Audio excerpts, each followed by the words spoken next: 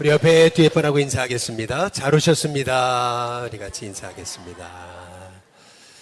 예, 우리 한 번 더 인사하겠습니다. 하나님이 쓰시는 소수의 일꾼 되시기 바랍니다. 한번 인사해 보겠습니다. 예, 우리 마지막으로 인사하겠습니다. 하나님이 사용하시는 한 사람 되시기 바랍니다. 우리 같이 인사하겠습니다. 예, 오늘 우리 현아 자매가 아버지가 장로님 취임을 하신대요. 예, 그래서 대신 우리 자매님 한 분이 오셨는데 숙대 대학원이시라 그랬죠. 예, 한번 그래도 인사 한번 하시면은 감사합니다. 예, 처음 치시는 건데 아주 잘 치시네. 예, 역시 숙대십니다. 예, 감사합니다. 오늘 우리 방송사역위원회 헌신예배로 하나님 앞에 올려드리는데요. 실은 이렇게 우리 예배가 이렇게 잘 진행되도록 보이지 않는 데서 수고하는 분들이 계셔서 예배가 아름답게 세워지고 있습니다. 예, 이 오후에도 사실 저 방송실 안에 혼자 저렇게 사역한다는 게 쉽지 않은데, 예, 우리 저 누군지 잘 모르시죠? 예, 저 안에서 사역하시는 분이 계세요. 예, 누구시냐면 성혜수 전사님이세요. 예, 한번 박수 한번 뜨겁게 부탁드리겠습니다. 감사합니다. 예. 우리 교회 방송 사역이 더 온전히 세워지기 위해 여러분 기도해 주시기를 바랍니다. 저희 유튜브 구독자가 거의 한 3,000명 되거든요. 예. 우리 교회 사이즈에서 유튜브 구독자가 3,000명 된다는 게 그냥 어렵습니다. 예, 거의 불가능한 일인데 저희가 구독자가 3,000명 정도 됩니다. 지난번에 방송 담당을 하셨던 그 사장님이 오셔가지고 이제 그런 얘기를 하시더라고요. 이러한 방송 시스템으로 3,000명의 구독자를 가지고 있는 건 기적이래요. 예. 그러니까 이 정도 시스템으로 조금만 더 업그레이드 하시면은 10,000명이 된다는 거예요. 그러면서 업그레이드 하시라고 막 이제 그렇게까지 얘기를 하시더라고요. 그래서 때 되면 하겠습니다. 제가 이제 그렇게 대답을 했죠. 예. 우리 방송 사역이 이제 굉장히 중요한 시대가 됐습니다. 예. 오늘 일부 예배에서도 사실은 뭐 서울 안이 아니고 경기권 또 저 멀리 저 제주도까지 예배드리는 우리 성도님들이 계시거든요. 굉장히 영상 이 방송 사역이 굉장히 중요한 시기가 이제 됐습니다. 그래서 여러분 많이 기도해 주셔서 우리 방송 사역이 정말 더 업그레이드 될 수 있도록 여러분 기도해 주시기를 바랍니다. 요즘 시대일수록 아놀드 토인비가 얘기했던 그 창조적 소수가 굉장히 중요한 시기가 된 것 같아요. 이 아놀드 토인비는 역사 연구라고 하는 그러한 아주 참 기념비적인 그런 역사에 관한 책을 저술하면서 그런 아주 의미심장한 얘기를 했거든요. 빙하기 때에는 사람들이 이렇게 많이 이제 움직이지 않잖아요. 그런데 이제 빙하기를 거치면서 이제 땅이 녹아요. 이제 그러면서 막 사막지대가 생기고 그러면서 사회가 급변하거든요. 갑작스럽게 이렇게 변화되는 거예요. 예를 들면 그런 거죠. 지금 우리 한국 사회도 코로나 이후 시기를 거치면서 굉장히 많이 변하고 있습니다. 예배당은 텅텅 비지만 한강 나가보세요. 뭐 앉을 자리가 없어요. 이제는요. 근데 시대가 막 급변하고 있어요. 여러분 잘 모르시죠? 요즘에 우리 청년들과 저는 마라톤을 뛰기 위해서 일주일에 한 번씩 이제 연습을 이제 하는데 보면은요, 이 마라톤 하는 사람이 얼마나 많은지 몰라요. 완전 시대가 달라지고 있어요. 사회가 옛날 같지 않습니다. 엄청난 급변을 하고 있어요. 이런 사회의 급변, 이거를 토인비는 이제 도전이라고 그러거든요.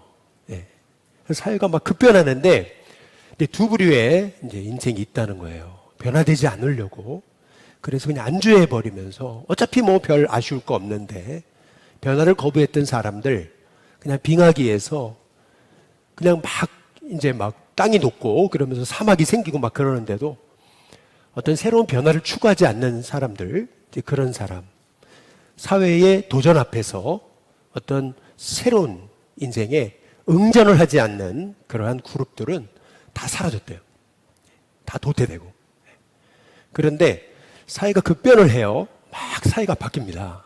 그런데 다들 안 된다, 불가능하다, 저거는 미친 짓이다, 이제 이렇게 생각을 하는 그런 고정관념 가운데 빠진 사람도 많았지만, 그러나 불가능하다고 여겼던 일을 응전을 해가지고 남이 하지 않는 일, 남이 거들떠 보지 않는 일, 불편한 일, 어찌 보면 미친 짓이거든요. 근데 그런 일을 했던 사람들, 이런 사람들이 새로운 문명을 만들었다는 거예요. 그러니까 새로운 변화를 일으키기 시작했다. 그런데 그러한 사람들을 가리켜가지고 아놀드 토인비는 뭐라 그랬냐면 창조적인 소수다, 이렇게 얘기를 했어요. 아주 창조적인 그런 소수의 사람들이 급변하는 세상의 도전 속에서 그렇게 새로운 응전을 해 나감을 통해서 엄청난 생각지 못한 문명을, 변화를 일으켜냈다. 이제 이러한 이제 얘기인 거거든요. 저는 우리 일신교회에 처음 와가지고 여러분 가끔 말씀드리지만은 여기 땅밟기를 쭉 하는데 제가 땅밟기를 하고 놀랐던 것, 그것은 뭐냐면은 우린 일신교회 교회가 없더라라는 거예요. 교회 하나가, 일신교회 교회, 오래된 교회가 새로 된 교회가 하나 있었는데 알고 보니까 이사 가신 분, 옛날에 우리 교인이었는데 이사 가서 딴 사람이 사는 그 집이었던 것을 그때 이제 발견하게 이제 됐던 거죠. 그때 이제 하나님 앞에 이제 기도했던 게 있어요. 그때 이제 붙들었던 마음이 뭐냐면 바로 이 아놀드 토인비가 얘기한 창조적인 소수예요. 지금 이 우리 일신교회가 닥쳐 있는 현실, 이 현실을 우리가 완전히 새롭게 바꾸려면은 먼저는 남이 하지 않는 일을 해야 되겠다. 그리고 불편한 일을 해야 되겠다. 그 새로운 일에 도전을 해봐야 되겠다. 근데 그거를 잠깐 하다 마는 게 아니고 정말 계속 한번 꾸준히 해봐야 되겠다. 그래가지고 이제 시작한 게 사실은 이제 전도 사역이었거든요. 저는 매 봄을 맞고 가을을 맞이할 때마다 하나님 앞에 늘 기도하는 게 있어요. 그게 뭐냐면 하나님, 이번 이 시즌에는 어떤 전도의 문을 여실 거냐고. 그래서 하나님이 전도의 문을 여시는 쪽으로 계속 방향 맞춰 지금 한 10여 년 동안 계속 방향 맞춰 오고 있습니다. 저는 그런 확신이 있어요. 사실은 우리가 이제 선교관 이제 증축을 하려고 준비하고 있잖아요. 그런데 사실은 불편한 일이거든요, 이거는요. 어떤 헌신이 없으면 안 되는 일이거든요. 그리고 사실은 제가 안 해도 저는 다 먹고 살 수 있어요. 오히려 안 하는 게 저한테는요, 더 좋아요. 오히려 안 하는 게 제 나중 노후를 위해서는 훨씬 좋아요. 그런데 이건 하나님 뜻이 아니다. 분명히 우리가 뭔가 새로운 사회의 변화 앞에 도전해야 된다. 응전을 해야 된다. 지금 여러분 3만 분 이상의 우리나라가 이제 시대가 되면서요, 이 사회가 확 바뀌고 있어요. 이 사회가 완전히 바뀌고 있습니다. 지금요. 그리고요, 저출산을 맞이하면서요, 오늘도 지금 우리 중구영산 지방 우리 교회학교 찬양제가 있지만요, 우리 중구영산 지방의 교회가요 30개가 넘어요. 그런데 이 찬양제에 참석한 교회가 4교회밖에 없어요. 4교회. 정동제일, 한남동, 일신, 여러분, 그리고 예수마을. 4교회밖에 없어요, 이제는요.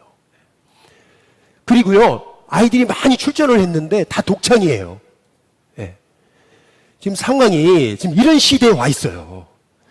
여러분, 이런 시대 속에서 변화되지 않고 이런 사회의 도전 앞에서 창조적인 그 소수들이 응전하지 않으면은 여러분 결국엔 다 사라지는 거예요. 결국엔 다 도태돼 버려요. 어느 한순간 다 없어져 버려요. 그렇기 때문에 저는 우리 일신교회가 이제는요, 우리가 정말 이 토인비가 얘기한 그 창조적인 소수가 돼야 돼요. 예를 들면 우리가 노인정 전도를 하잖아요. 그런데 그냥 교회에서 하니까 막연히 따라가는 게 아니고요. 어떻게 하면 이 노인정 전도를 통해 이 지역사회 어르신을 전도할 수 있을까? 한 사람만 있으면 돼요. 한 사람만.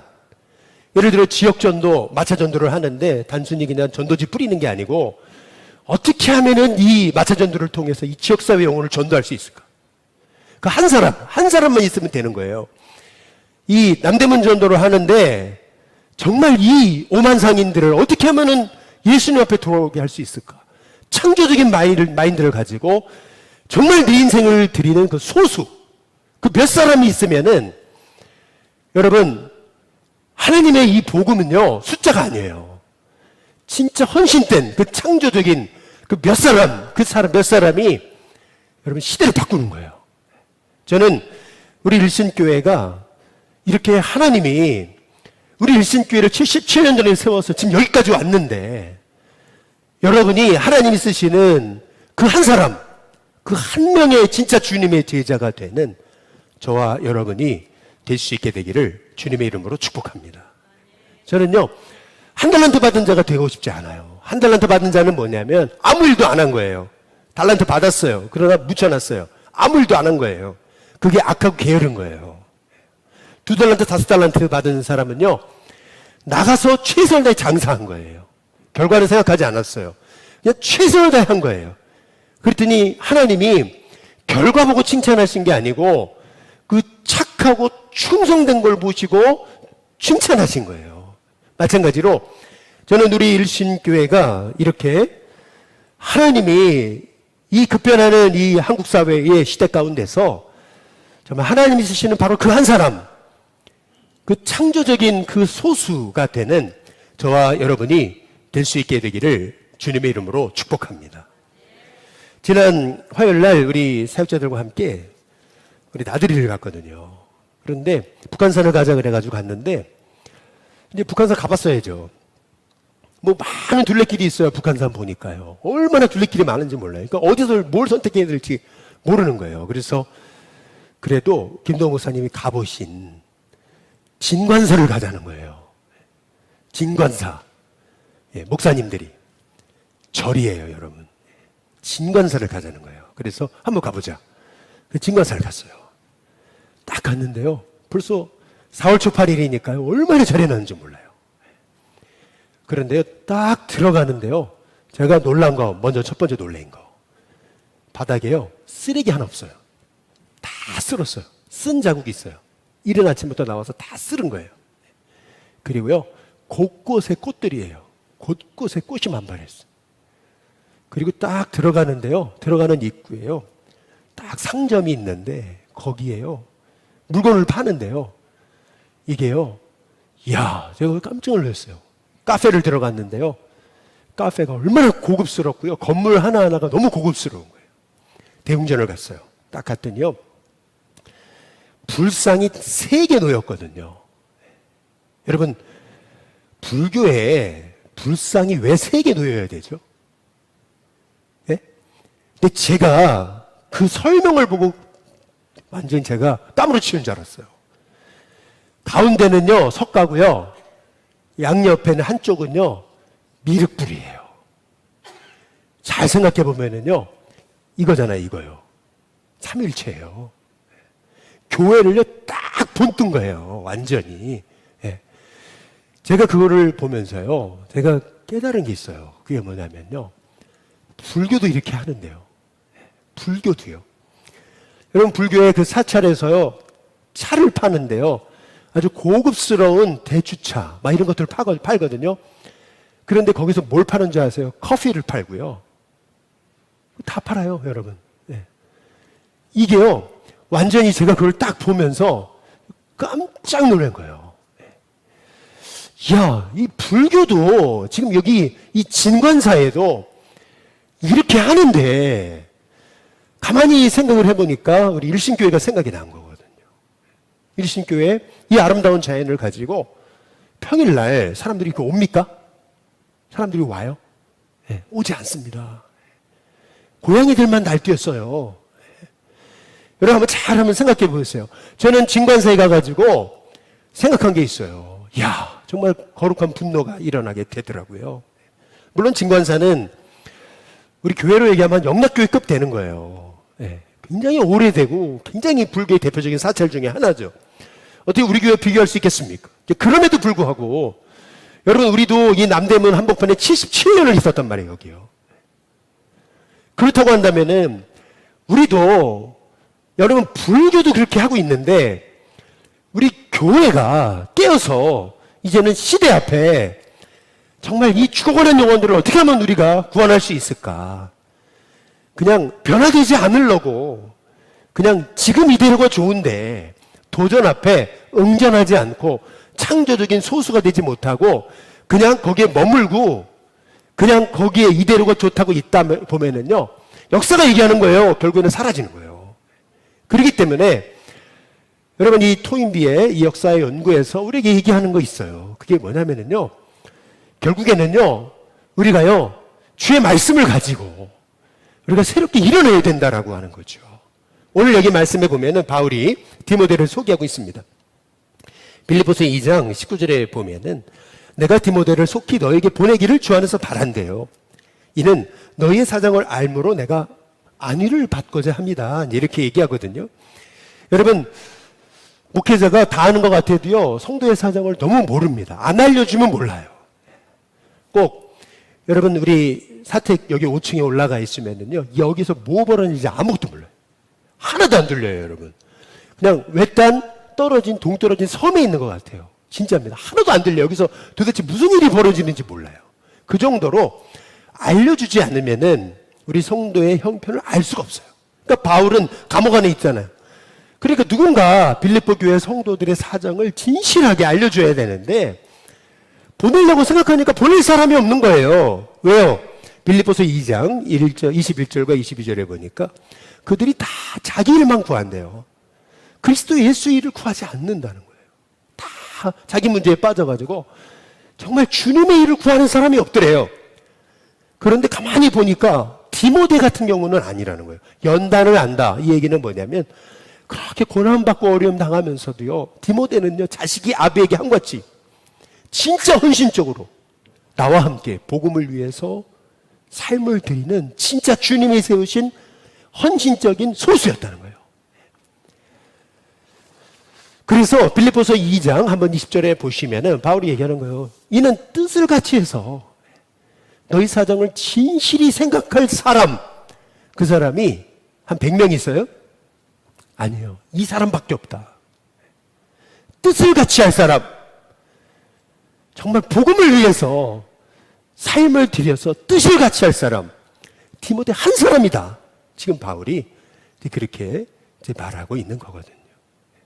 그러나 여러분 우리가 너무 절망할 필요가 없어요. 왜냐하면은 이 바울이요, 이 디모데 같은 한 사람만 있어도 하나님의 새로운 역사를 하나님이 일으키실 것을 이 바울은 믿은 거거든요. 여러분 성경을 한번 잘 보시면은요, 아브라함, 이삭, 야곱으로 하나님의 계보가 이어지잖아요. 그런데요, 뜻밖에도 하나님은요 요셉을 통해서 그 하나님의 그 가문의 역사를 바꿔 가시는 거거든요. 잘 보세요. 아브라함, 이삭, 야곱 같은 경우는요 그냥 가나안 땅에서 유목민으로 그냥 살던 사람들이에요. 그런데 하나님이 요셉을 애굽으로 보내셔가지고요 애굽의 총리가 되게 하시잖아요. 그러더니요 아브라함, 이삭, 야곱의 가문을요 애굽으로 다 초청하거든요. 누구 때문이냐 하면은 그게 요셉 한 사람 때문인 거예요. 한 사람 때문에 이스라엘 백성들의 삶이 확 바뀌어버리는 거예요. 다시 말하면 이거를 아놀드 토인비의 얘기로 얘기하면은 요셉은 하나님이 쓰시는 창조적인 한 사람인 거예요. 그 한 사람 때문에 이스라엘 그 야곱의 가문이 70명이 애굽으로 왔어요. 그리고요 무려 400년이 흘렀습니다. 그러면서 애굽의 왕이 바뀌면서 요셉을 알지 못하는 그런 애굽의 바로가 일어나면서 이스라엘 백성 많아지니까 이스라엘 백성 핍박하기 시작하잖아요. 그때 이스라엘 백성을 출애굽시켰던 사람도 여러분 잘 보시면은 대다수가 아니에요. 모세와 아론, 소수의 사람이에요. 생명 드린 헌신적인 사람. 이 사람을 통해서 이스라엘 백성을 출애굽시키는 거예요. 여러분이 한번 잘 이 성경의 역사를 잘 보시면은 이스라엘 사사시대가 되면서요, 무려 400년간 이스라엘은요 계속 죄를 범합니다. 그러다가 그 사사시대가 확 바뀌는 게, 그게 이제 사무엘을 끝으로 하나님은 하나님의 계획을 가지고 사울이라는 왕을 세우시는 건데, 그 사울이요 40세 왕이 돼가지고 30년간요 완전 하나님께 불순종하잖아요. 그래서요 하나님은 본래 사사시대를 종식시키시고 하나님의 새로운 꿈을 이루시려고 하셨는데, 사울은 하나님을 실망시키잖아요. 그래서 어떻게 하냐면요, 하나님은요 뜻밖의 사람, 목자였던 양을 치던 다윗을 세우시는 거예요. 다윗 한 사람을 통해서 하나님은 하나님의 시대를 바꿔가시는 거예요. 여러분, 이거는 예수님 오셔서 12제자를 일으키시고 부활하고 승천해 버리시잖아요. 그런데 로마를 바꿨던 사람은 그 초대교회 마가다락방에 딱 120명이에요. 그들이 하나님이 세우신 그 헌신적인 소수의 창조적인 사람들이었던 거예요. 그 사람들을 통해서 로마를 바꿔가시는 거거든요. 여러분, 이거를 한번 잘 보시면은요, 결국에는요 하나님의 일은요 숫자가 아니에요. 진짜 복음을 위해서 내 삶을 드리고 헌신하는 그 몇 사람이 시대를 바꾸고 사회를 바꾸고 그동안 가졌던 패러다임을 다 바꿔버리는 거예요. 하나님이 그 사람들을 통해서 새로운 선교 역사를 시작하시는 거죠. 지난주에 우리 김동원 목사님이 이제 새로 아파트에 이제 입주를 하세요.